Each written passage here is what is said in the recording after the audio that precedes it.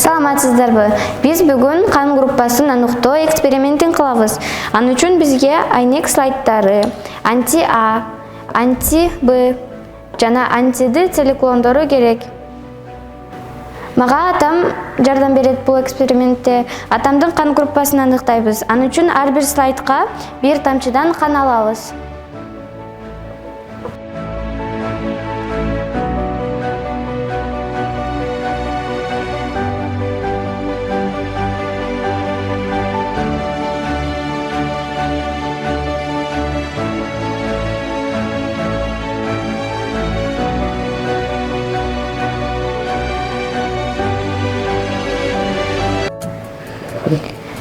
Азыр ар бир айнекчеге циклондорду тамызып чыгабыз. Биринчисине анти-А циклону.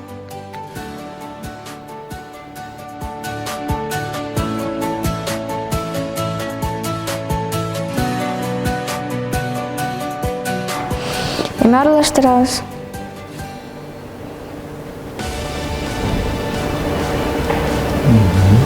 Ушул жерге.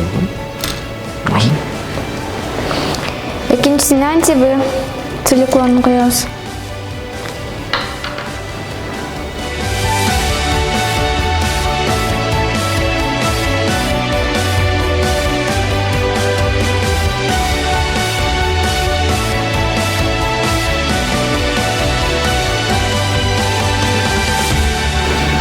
Ал эми үчүнчүсүнө анти-Д циклонун коебуз.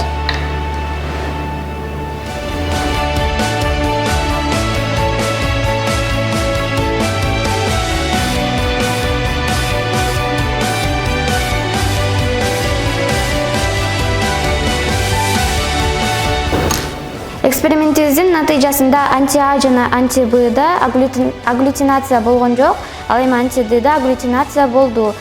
Ошондо менин атамдын кан группасы биринчи оң группа. Көңүл бурганыңыздар үчүн чоң рахмат. Биздин экспериментибиз аягына жетти.